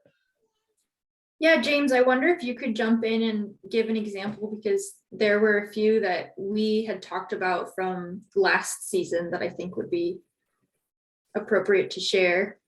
Yeah, and in an effort to limit the amount of time you have to hear my voice, I'll go fast here and mention one example. I'm a little critical, can be a little defensive on this one, because I would argue we do use VSP parameters when we design fisheries, but that's really in the step 2 and 3 process. And so the way we do that is, and folks have heard us talk about this at town halls, that we may design regulations to protect the full suite of spawners throughout our watershed, because the statewide steelhead management plan guides us to do that. But what Toby is talking about, and I think, Jason, what you're like, it's smart of you to highlight this, is we don't include it in step 1. So we may have certain parts of a watershed that are not receiving spawners in a way that we would hope they would. So these would be like tributary specific escapement estimates or specific metrics for distribution. So it could be like a species richness metric, some quantitative tool we would use to describe diversity and distribution. And that metric, if we're not meeting that goal, it could shift us into a different regime that you saw in the slide previously. So we could say, yeah, we got lots of spawners, but every one of them is in the Satsup River, like 100% of them. So the Chehalis as a whole, we manage to this watershed gets shifted down into a different regime. So that's one clear example, and we don't do that now. And then I just will highlight quickly that this is where we're talking about, we have these clear triggers in this plan that we're developing, kind of draft triggers. But as tools become more available, like VSP parameters, they could be plugged in here, or as in-season monitoring tools improve, that bubble in step 3 could just be inserted into this rather than rewriting a whole plan. So hope that helps. Thanks, James. Mara, you have your hand up, or if anyone wants to respond to James, you can weigh in after Mara. Toby, I think that you do have SP incorporated already, although not directly here. If you go back to the slide that was sort of how decisions would be that one made in these different regimes. Timing distribution is a timing or temporal timing of the run is a measure, one kind of distribution, not spatial like James was just talking, right? But you have here that in the transitional phase that there'll be a priority on removal of hatchery fish, but then that without disproportionately impacting the run spatially or temporally. And that's that distribution. There is implicit in what you have here, an objective to protect the wild run spatially and temporally while the management is happening. So I don't know it's that big a leap to what you already have here to start putting some of that, bringing some of that out as objectives as well. Yeah, thanks, Mara. So that was, a purposeful attempt to include that in the language here. And we can talk more about that. But yeah, that was my intention there, was to have some of that language clearly outlined and kind of our basic management decisions there. So I'm curious if anyone else has thoughts about specific regulations, feedback on regulations, what works, what doesn't work, what would you prefer, those kinds of questions. Go ahead, Caleb. So as far as the regulations and these town hall meetings and everything, while I appreciate the town hall meetings and involving the public and some of these regulatory changes, it seems like having some sort of set rule packages where if the forecasted run size is 20% over escapement, these are the rules we're going to move forward with. And, if it's 30%, the rules may be a little less conservative, right? Instead of every year, trying to pick and choose what rules we're going to have here and there, and it's different all the time, right? It seems like having some sort of a set sort of group of rules for each kind of, forecasted run size would really kind of clear things up for people and make it a lot easier. Mm-hmm. Thanks, Yeah. Caleb. I wanted to respond quickly to that and say that I'm hoping that this plan will provide more transparency in what the options will be within different regimes farther in advance, so that there won't be that continual change every year and uncertainty about what the regulations might be. We won't make final decisions until the preseason planning process, but I hope that this plan will allow people to have a greater understanding of what the options might be farther in advance. Thanks, Toby. Anyone want to respond to what Caleb suggested or what how Toby responded? Go ahead, Rich. Yeah, I think what Caleb is saying makes some sense, really. I guess I think the hard part is a lot of people are trying to schedule things and be able to go fishing. And I think that's a really key element here is regardless of the regulations, I mean, everybody's going to be able to go out and fish if the season's open, depending based on the regulation installed at that point, right?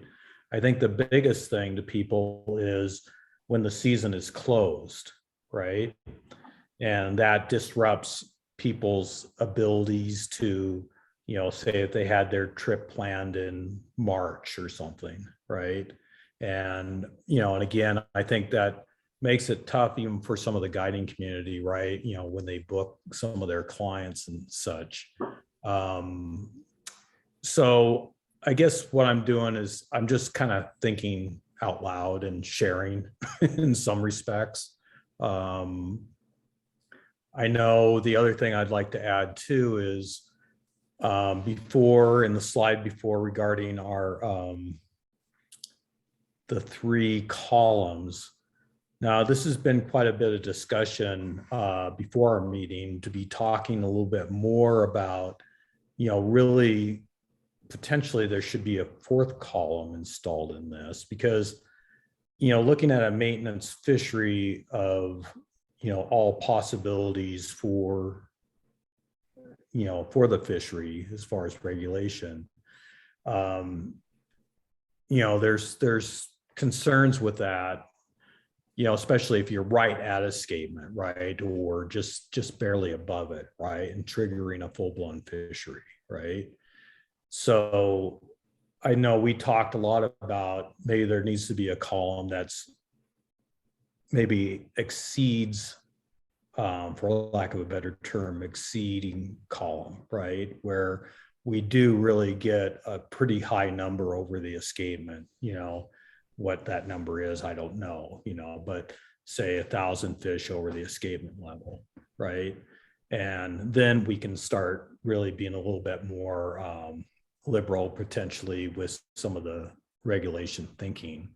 I know that was a lot of discussion. I just kind of wanted to bring that up and lay that out. So I'll just leave it at that. Thanks, Rich. And Toby, I know you may have gotten some feedback on this regime classification. Did you want to speak to how you're thinking you'll respond, or if other folks who also commented on that want to weigh in? We have a few minutes before we wrap up and do public comment. And it sounds like we'll have more time to talk about this at your next meeting too.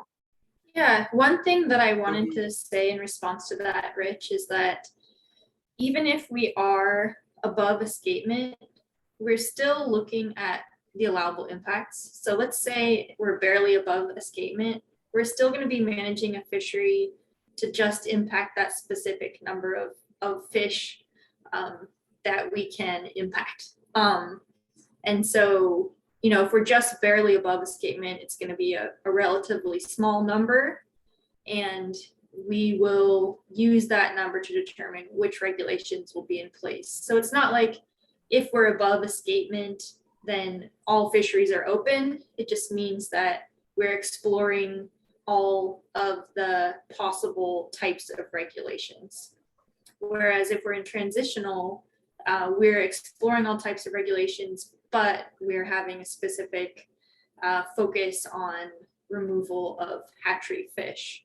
So there still will be regulations in place that allow us to try to reach the allowable impact number.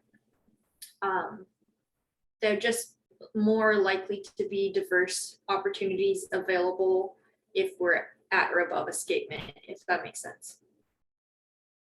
How does that sound, Rich? Thanks for the clarification, Toby. I think, again, you know, we'll be probably having further discussions on this because I know some of the other members are also thinking in terms of this quite a bit. Mm-hmm. Thanks, Rich. Bob, you have your hand up? Yeah, so I guess I would go back to the beginning of the entire meeting, and one of the comments that Luke made was that you know, a lot of times we're focusing on sportsmen as part of the impacts here, when we all realize that there's a lot more going on with these fisheries than just the sportsmen. And so we're creating all these rules that the sportsmen are taking the conservative impacts on, and knowing that there's a lot more else going on. And so I appreciate the rules that we're coming on. I appreciate the focus of it, but at the same time, I want to remember that there is a lot more going on, and that we're not necessarily the only ones out there to deal with this, to make these changes and so forth. And I would also say, as we're making rules, it seems like we need to, I guess when we say that, maybe we need to be a little bit, I know that the fish come first, and that would be my main goal also. But at the same time, having to think about the fisheries and the people that are enjoying those fisheries, we need to think about all of them. And the last couple of years, the rules have been pretty hard on a lot of folks, and we've taken a lot of people out of this fishery.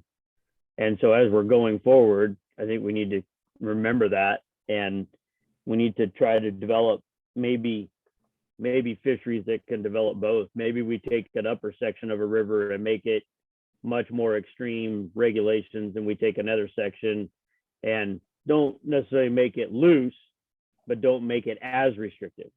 So maybe we take an upper section and say, hey, this is a no fishing from a floating device section because we're concerned about this, but then we do provide some opportunity for those people that have to fish out of a boat, or that need to fish out of a boat. So we can include some of those people also.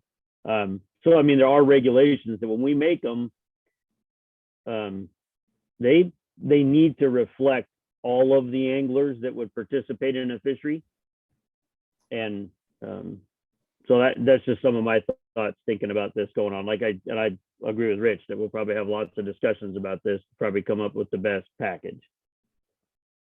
Thanks, Bob. That's some important points in there for the group. So appreciate you voicing those. And, we're out of time, but we do have time while the public is commenting and while I'm having some wrap up points. So feel free to use the chat box if you have any comments. And it looks like Amy responded to Caleb's questions in there, and we'll make sure we document anything in the chat box in the meeting summary as well.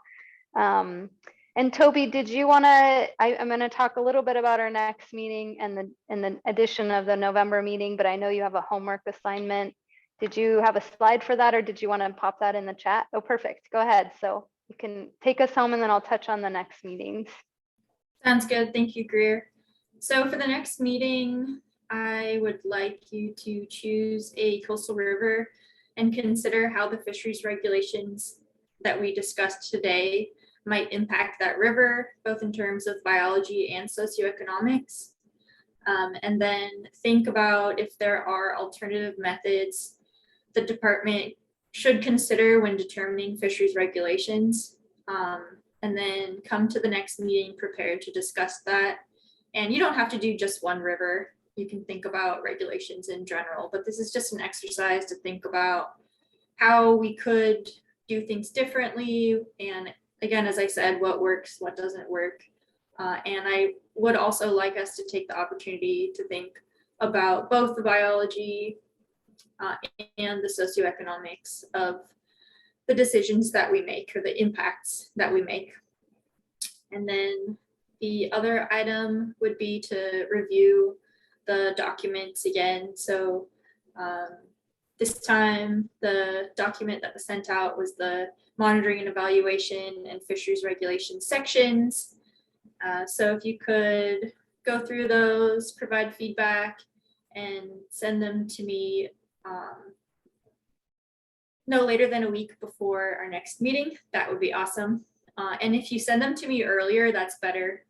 So I have time to read them and to respond to them.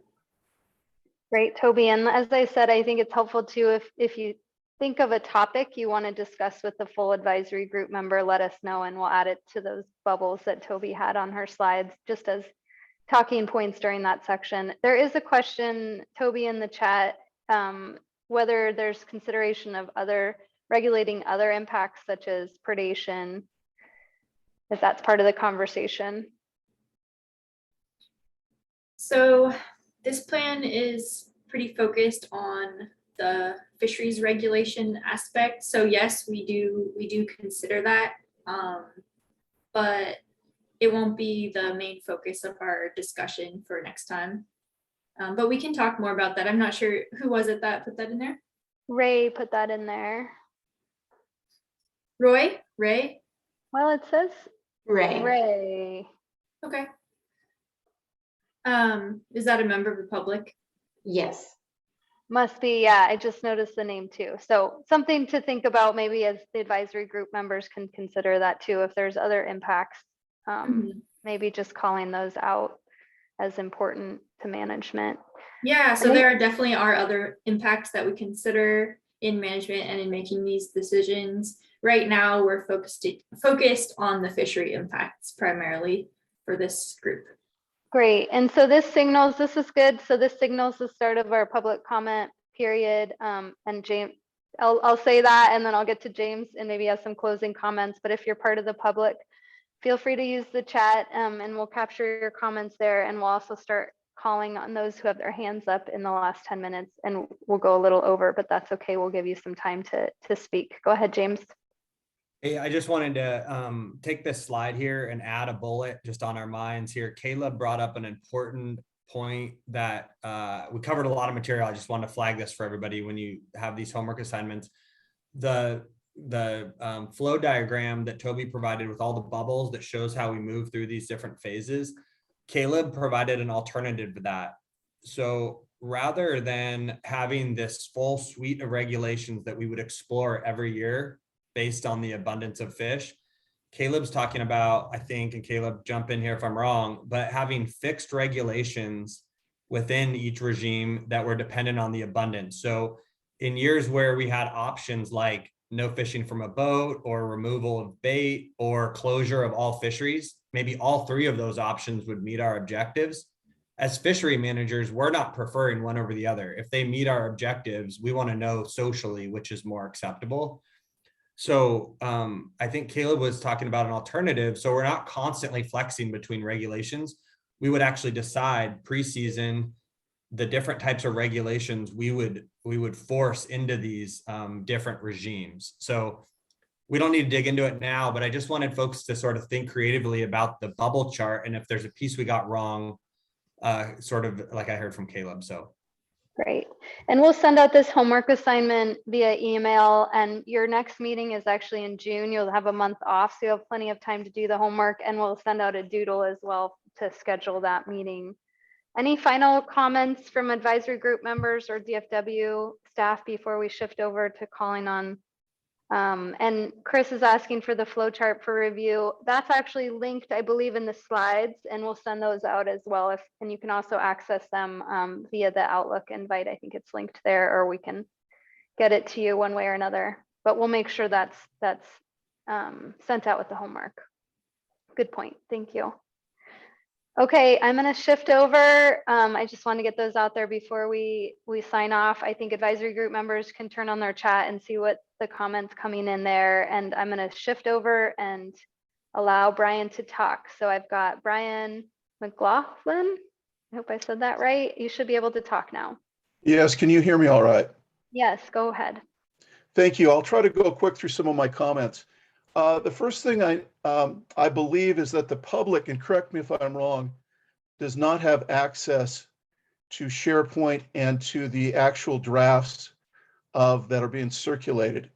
And I would just say that, the devil is in the details, and I like to look at things, in detail to see how it all works together. So if possible, I would like to have access to these drafts so that I could provide you some detailed comments on them as you go along. If you don't decide to do it that way, I would ask that you provide significant time at the end of the process, or at the end of your process, to provide the public time to go through this and provide some detailed comments.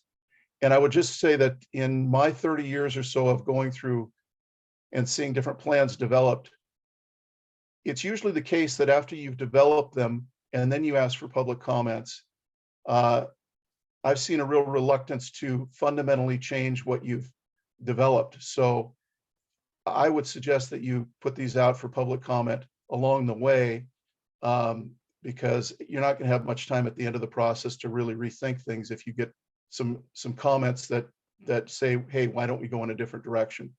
So that's my first comment. The second thing, I got to tell you, when I looked at the status classification approach, and I believe now it's being called the management regime approach, I wasn't really a fan of that, and I couldn't see how it fit into the two frameworks in the decision tree that you put in the February meeting. I would suggest that really the framework for regulations is already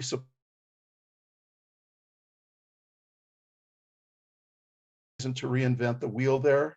And as for others, other than fishery regulations, when you're talking about habitat and hatcheries and monitoring and evaluation, those are things that really I don't think should be adjusted on a year-by-year basis like fishery regulations. So I just am really confused about how that's going to work. And that would be my comment on that right now. The one specific other concern I had with that is there was a 90% certainty figure that was included in last month's meeting.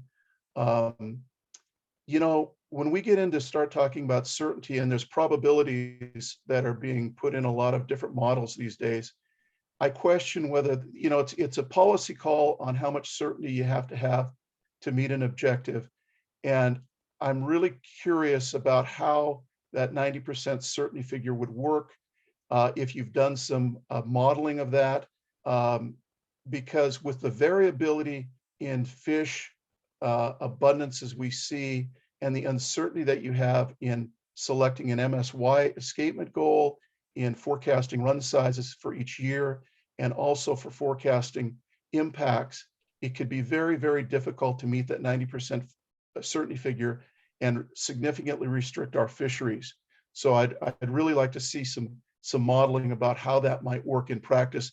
I also think I saw something in the Skagit plan, and I believe somebody worked on the Skagit plan, one of the WDFW staff. I think the certainty figure in that was something about 67% or 70%. Maybe I'm wrong on that, but it was significantly lower than a 90% certainty. And then I'll wrap it up. I know I'm taking a lot of time. I've got a lot of other things I'll put in written comments, but this goes back to, I think, something that Rich Sims touched on. The proviso talks about protecting fisheries and providing fisheries opportunity. When you interpret legislation, you try not to make terms to be redundant. And so when I looked at the protect fisheries, I thought about in protecting the fish. And so I really do think, and the whole impetus for this plan, in my view, has been the decline we have seen in wild stocks and the fishery regulations, the draconian fishery regulations we've seen in the last couple of years. And so I really think there needs to be some type of assessment done on what is causing the decline. And I know you've done some stuff on that, but to really put it out there and to really identify, has our fisheries, especially our recreational fisheries, been a contributing factor to the decline that we've seen? And then also, what can be done about it? Because we have some limitations about what we can do to address, for instance, marine survival. And I think that really needs to be put out there. And I referenced a recent report that's been done by the Oregon Department of Fish and Wildlife. It just came out with respect to the Umpqua summer steelhead. They did a real scientific assessment there about what was causing the decline, what was the current status, and what were the future prospects.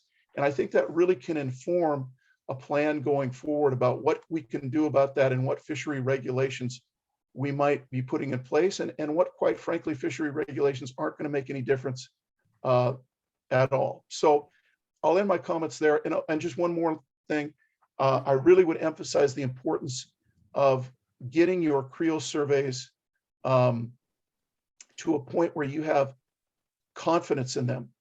James, you know that in the last few years, the lack of confidence in Creel survey data has been a real driving factor in setting the regulations and the need to use the Bentley study and a 1-year study. You know, you've been doing creels out there for 40 years, and it's really disheartening for me to hear that there's a lot of uncertainty about the creel data. So I really think that is one thing you should focus on, and that may be able to be to help fisheries in the future if you have some certainty about that. Thanks a lot for hearing my comments. Excellent comments. Thank you, Brian.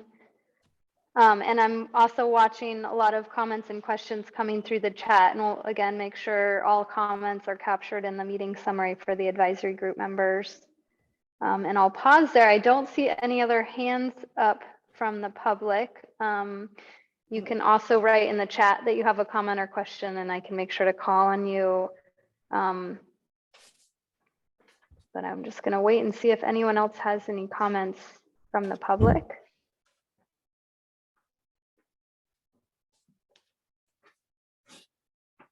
Go ahead, Roy. And then, and I'll give you a second, and then I'm going to try to get to the other One public. second, I shared a document from Dick Burge that addressed many of the points that the last caller brought in, as well as distributed that findings in the Oregon with the umpqua per hatchery fish and wild too. So those are documents that as you get them posted for public to access some of our information, those would be one is Dick Burge's report that he offered of questions to ask. So I'll quit. Great, thanks, Roy. And I'm sure those have been posted on the SharePoint site for advisory group members as well. I saw a hand go up and then come down, so I'm not seeing any more. And Aaron sent the link to the public portal. If members of the public have thoughts or questions or comments they'd like the advisory group or WDFW to consider, they can go to that link. I know we're a little bit over time, so I'm going to try to wrap us up unless I see any more hands or comments. Okay, we got one more member of the public. I wish Dick could get on. Reve and Aaron, go ahead. You should Hi, be this able is to talk. Reve O'Leary, can you hear me? Mm-hmm. So I just wanted to see if we can get a response to anything that Brian mentioned. I agree with a lot of the things he said, especially the comment about seeing the report. Is that something that is available to the public to provide comment on? Yeah, so right now there's a public comment period planned prior to this, going to the commission. So the advisory group's role is really that public comment. And so I really would encourage folks from the public that want to, maybe have a stronger influence than during these advisory group meetings to reach out to advisors, get involved in the process that way. Unfortunately, we have to remain extremely efficient to get this thing done by December. And so that's really the role of the advisory group, to make sure we're accessing as many folks from the public as we can. So yeah, we hear the comment. I'm not saying no, there's not going to be an opportunity for the public to dig in, but to receive track changes from, the general public, I'm thinking there's a real good possibility we get bogged down in that phase. So that's the advisory group's role. We hope that that's an efficient, use of the team here, this bigger team. So that's my response now, but we got the notes and it's definitely going to be something we talk about. Thanks, James. Thanks. Yeah. Justin, you have about 30 seconds and then we're going to sign off. Let me allow you to talk. Go ahead, Justin. Just keep it really short so we can let everyone go. Yeah, short, sweet, and simple. Can we look at doing something like piggybacking off the app that you guys already have for the guides out there and make that something that the public can self-creel? Make it so they have to start a report before they go fishing so that, a report's actually going to get done if they get checked by a warden, kind of like you guys do with us now. That way a lot of the issues that you guys had come up in your slides would pretty much be alleviated from a system like that. Thank you. Yeah. Thanks, Justin. Excellent idea. And as a reminder, if you're in the public, you can submit comments through the portal. We'll make sure to get those to the advisory group members. They have access to those comments now. So With that, I'm going to let you all sign up. It's a little bit past our time. We will see the advisory group members again in June, and we'll be reaching out to schedule that. And just a reminder too that we've added on a November meeting, and you should be receiving an email with homework as well. And with that, I think we can sign off. Thank you everyone for your excellent dialogue today and feedback to the department. Thanks, everybody.